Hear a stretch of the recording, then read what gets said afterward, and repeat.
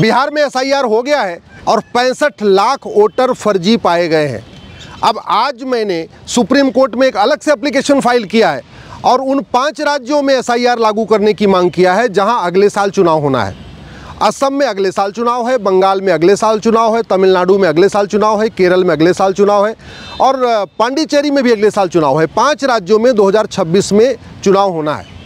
तो आज इसलिए मैंने माननीय सुप्रीम कोर्ट में एक एप्लीकेशन मूव किया है और मूव करके कहा है कि तत्काल बिहार के बाद बिहार चुनाव के साथ साथ उन 5 राज्यों में एसआईआर का शेड्यूल तत्काल जारी किया जाए और उन 5 राज्यों में स्पेशल इंटेंसिव रिवीजन शुरू कर दिया जाए। बिहार का नतीजा सबके सामने है, 65 लाख फर्जी वोटर। आप कल्पना करिए, मैं गारंटी के साथ कह रहा हूँ बंगाल में इससे कहीं ज़्यादा फर्जी वोटर मिलेंगे, असम में भी इससे ज़्यादा फर्जी वोटर मिलेंगे, केरल में भी फर्जी वोटर मिलेंगे और तमिलनाडु में भी फर्जी वोटर मिलेंगे, पांडिचेरी में भी फर्जी वोटर मिलेंगे। इसलिए इलेक्शन कमीशन को तत्काल इन 5 राज्यों में जहां अगले साल चुनाव होना है वहां पे स्पेशल इंटेंसिव रिवीजन का शेड्यूल शुरू करना चाहिए। और एक मेरा केंद्र सरकार से भी आग्रह है कि केवल एसआईआर इलेक्शन के कमीशन के एसआईआर करने से बात नहीं बनेगी। अब समय आ गया है बीएनएस में बदलाव किया जाए और फर्जी डॉक्यूमेंट बनाने को गंभीर अपराध घोषित किया जाए। पूरे देश में इस समय 2000 रुपये में आधार बन रहा है, फर्जी आधार। पूरे देश में 2 से 3 हज़ार रुपये में फर्जी राशन कार्ड बनवा ले रहे हैं घुसपैठिए। ये घुसपैठिए बॉर्डर पे 2000 दे के आते हैं, अंदर आते हैं, 2000 रुपये में फर्जी राशन कार्ड बनवा लेते हैं, 2000 रुपये में फर्जी आधार बनवा लेते हैं, 2000 रुपये में फर्जी बर्थ सर्टिफिकेट बनवा लेते हैं नगर निगम के जरिए, फिर 3 से 4 हज़ार रुपये देते हैं, ड्राइविंग लाइसेंस बना लेते हैं आरटीओ ऑफिस के। तो 10 से 12 हज़ार रुपये खर्च करके ये पाकिस्तानी, अफगानिस्तानी, रोहिंग्या, बांग्लादेशी 4 से 5 डॉक्यूमेंट बनवा लेते हैं और उसके बाद फिर 2-2 हज़ार रुपये देते हैं और उसके बाद वोटर आईडी में अपना नाम जुड़वा लेते हैं। तो ज़्यादा से ज़्यादा 15 हज़ार रुपये खर्च कर रहे हैं ये पाकिस्तानी, अफगानिस्तानी, रोहिंग्या, बांग्लादेशी और भारत के नागरिक बन जा रहे हैं। ये सब इसलिए चल रहा है क्योंकि फर्जी डॉक्यूमेंट बनाना और फर्जी डॉक्यूमेंट बनवाना गंभीर अपराध नहीं। इसलिए मैं माननीय प्रधानमंत्री, गृहमंत्री से निवेदन कर रहा हूँ, सबसे पहले फर्जी आधार, फर्जी राशन कार्ड, फर्जी ड्राइविंग लाइसेंस, फर्जी बर्थ सर्टिफिकेट, फर्जी वोटर आईडी, इसको बनाने और बनवाने को जघन्य अपराध घोषित करें। गंभीर अपराध नहीं, सीरियस ऑफेंस नहीं, हीनस क्राइम, जघन्य अपराध घोषित करें और फर्जी डॉक्यूमेंट बनाने वालों को 10 से 20 साल की सज़ा का प्रावधान करें। जितना ज़रूरी है फर्जी डॉक्यूमेंट बनाने वालों को सज़ा देना, उतना ही ज़रूरी है बनवाने वालों को भी देना। जब तक ये नहीं करेंगे, कानून नहीं बनाएंगे, तब तक ये फर्जीवाड़ा रुकेगा नहीं। और ये कानून बनाने के बाद भी खौफ तभी पैदा होगा जब झूठी गवाही गंभीर अपराध हो और झूठ बोलना गंभीर अपराध हो। क्योंकि ज़्यादातर केस में ये देखा गया है कि पुलिस पकड़ती तो है, रोहिंग्या को पकड़ती है, बांग्लादेशियों को पकड़ती है, पाकिस्तानियों को पकड़ती है, अफगानिस्तानियों को पकड़ती है, लेकिन उनको किसी धारा में ठीक से गंभीरता के साथ उनको जो है जेल में बंद नहीं कर पाती और बाद में कोर्ट से उनको बेल मिल जाती है। बेल इसलिए मिल जा रही है कि भारत में अवैध रूप से रहना ये जघन्य अपराध नहीं है, फर्जी डॉक्यूमेंट के सहारे रहना ये भी जघन्य अपराध नहीं है, भारत में अवैध रूप से प्रवेश करना ये भी जघन्य अपराध नहीं है, डॉक्यूमेंट बनवा लेना फर्जी वो भी जघन्य अपराध नहीं है। तो न घुसपैठियों को कोई ढंग से सज़ा हो रही है, न घुसपैठियों के मददगारों को कोई सज़ा हो रही है। भारत में हज़ारों की संख्या में ऐसे एनजीओ हैं जिनको विदेशों से फंडिंग आ रही है केवल और केवल घुसपैठियों को यहाँ बसाने के लिए, उनको सेटल करने के लिए, और वो सारा खेल उनको फंडिंग आ रही एफसीआरए के ज़रिए। तो जब तक एफसीआरए नहीं बंद होगा तब तक फंडिंग नहीं होगी, विदेशी फंडिंग नहीं बंद होगी, और विदेशी फंडिंग नहीं बंद होगी तब तक रोहिंग्या, बांग्लादेशियों को ये एनजीओज़ मदद करते रहेंगे। ये एनजीओ इसलिए भी मदद करते हैं क्योंकि उनको पता है यहाँ फर्जी डॉक्यूमेंट बनवाना कोई गंभीर अपराध नहीं है, तो वो डॉक्यूमेंट बनवा के दे रहे हैं। चाहे वो उत्तर प्रदेश हो, चाहे आपके मध्य प्रदेश हो, चाहे राजस्थान हो, हरियाणा हो, किसी भी पार्टी की सरकार हो, धड़ल्ले से फर्जी डॉक्यूमेंट बन रहा है। आप कल्पना करिए, उत्तर प्रदेश जहाँ योगी जी मुख्यमंत्री हैं, वहाँ रायबरेली में 20,000 डॉक्यूमेंट बना लिए और 20,000 में से 15,000 हिंदू नाम से बनवा लिए बांग्लादेशी, रोहिंग्या, घुसपैठियों ने। ये बहुत बड़ा गंभीर खतरा हो रहा है। इसलिए मैं माननीय प्रधानमंत्री और गृहमंत्री से निवेदन कर रहा हूँ, बीएनएस में तत्काल बदलाव करें। एक जो चैप्टर है offence relating to cheating, fraud, forgery, उसमें सज़ा कठोर बनाएं।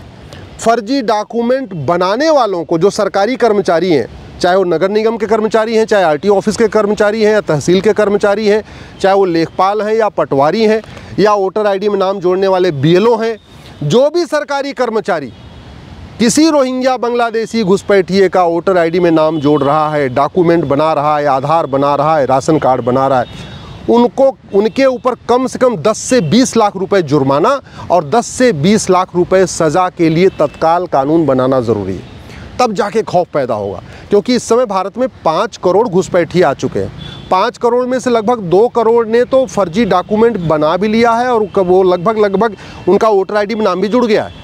बिहार में जो 65 लाख फर्जी वोटर पकड़े गए, उनमें बहुत बड़ी संख्या में घुसपैठिए हैं, बांग्लादेशी हैं, रोहिंग्या है। जो बिहार का सीमांचल वाला एरिया है, जो बॉर्डर वाला एरिया, अररिया हुआ, पूर्णिया हुआ, इवन दरभंगा वाला एरिया जो है, उससे समस्तीपुर है, हाजीपुर है, वहाँ पे पूरी जितने भी घुसपैठिए सब ने डॉक्यूमेंट बनवा लिए, सब ने वोटर आईडी में नाम जुड़वा लिया। तो समाधान यही है, एसआईआर इलेक्शन कमीशन को करना चाहिए, उसके लिए मैंने एप्लीकेशन फाइल किया है। लेकिन न सुप्रीम कोर्ट कानून को बदल सकता है, न इलेक्शन कमीशन कानून को बदल सकता है। कानून तो सरकार को ही बदलना पड़ेगा, पार्लियामेंट के ज़रिए बदलना पड़ेगा। और उसका तरीका यही है कि जैसे दुनिया के कई देशों में फर्जी डॉक्यूमेंट बनाना जघन्य अपराध है, वैसे भारत में भी फर्जी डॉक्यूमेंट बनाने को जघन्य अपराध घोषित करना ज़रूरी है। जैसे दुनिया के कई देशों में झूठ बोलना, झूठी गवाही देना जघन्य अपराध है, 10 से 20 साल की सज़ा मिलती है, वैसे ही भारत में भी झूठ बोलना, झूठी गवाही देने को जघन्य अपराध घोषित करना ज़रूरी है, 10 से 20 साल की सज़ा का प्रावधान करना ज़रूरी है। जैसे दुनिया के कई देशों में झूठ पकड़ने के लिए नार्को पॉलीग्राफ ब्रेन मैपिंग कानून बना हुआ है, वैसे ही भारत में भी नार्को पॉलीग्राफ ब्रेन मैपिंग कानून की ज़रूरत है। और एक बात मैं आपको बता दूं, एनआरसी करेंगे तो 5 करोड़ घुसपैठियों को पकड़ना मुश्किल है, क्योंकि घुसपैठिए जंगलों में छिप जाएंगे, पहाड़ियों पे चढ़ जाएंगे, नदियों के किनारे चले जाएंगे, कहाँ कहाँ ढूंढेंगे। और सबसे बड़ी बात भ्रष्टाचार, तो भ्रष्टाचार को जघन्य अपराध घोषित करना है। जो भी भ्रष्ट कर्मचारी इनकी मदद कर रहा है, उनको 10 से 20 साल की सज़ा देने और उनकी 100% प्रॉपर्टी जब्त करने, उनकी नागरिकता ख़त्म करने के लिए कानून बनाना ज़रूरी है। तब जाके ये घुसपैठियों का कारोबार रुकेगा। और एक इसमें चैप्टर जोड़ने की ज़रूरत है, ऑफेंस रिलेटिंग टू इन्फिल्ट्रेशन। दुर्भाग्य है कि पूरे देश में घुसपैठ चल रही है, लेकिन बीएनएस में घुसपैठ से रिलेटेड कोई एक चैप्टर नहीं है। इसमें चोरी के लिए चैप्टर है, डकैती के लिए चैप्टर है, झपटमारी के लिए चैप्टर है, बाकी सबके लिए चैप्टर है। लेकिन घुसपैठ जो हमारी भारत की संप्रभुता के लिए खतरा है, हमारी राष्ट्र की सुरक्षा के लिए खतरा है, देश की एकता अखंडता के लिए खतरा है, जिसके कारण भारत की डेमोग्राफी बदल रही है, भारत का राष्ट्रांतरण हो रहा है, भारत की जो है पूरी तरीके से पॉलिटिकल सिस्टम चेंज होता जा रहा है, जिसकी वजह से घुसपैठिए तय कर रहे हैं कौन जीतेगा हारेगा, उसके खिलाफ इस बीएनएस में एक चैप्टर है ही नहीं है। इसलिए मैं माननीय प्रधानमंत्री और गृहमंत्री से निवेदन कर रहा हूँ, बीएनएस में बदलाव करके एक नया चैप्टर जोड़ें, ऑफेंस रिलेटिंग टू इन्फिल्ट्रेशन। घुसपैठियों की मदद करना, जो मददगार हैं उनके ऊपर नेशनल सिक्योरिटी एक्ट लगाएं, एनएसए लगाएं, उनके ऊपर यूएपीए लगाएं, उनके खिलाफ वेजिंग वॉर की धारा लगाएं, उनके खिलाफ देशद्रोह की धारा लगाएं, उनकी 100% प्रॉपर्टी जब्त करें, उनकी नागरिकता ख़त्म करें, उनको आजीवन कारावास फांसी के लिए प्रावधान करें। तब जाके ये घुसपैठ रुकेगी। और जैसे ही हर जिले में 10-10, 20-20 घुसपैठियों को पकड़ के उनका नार्को पॉलीग्राफ ब्रेन मैपिंग करके उनसे पूछना शुरू करेंगे कि तुम्हारी किसने किसने मदद किया है, तो स्वाभाविक सी बात है भारतीयों का नाम लेगा।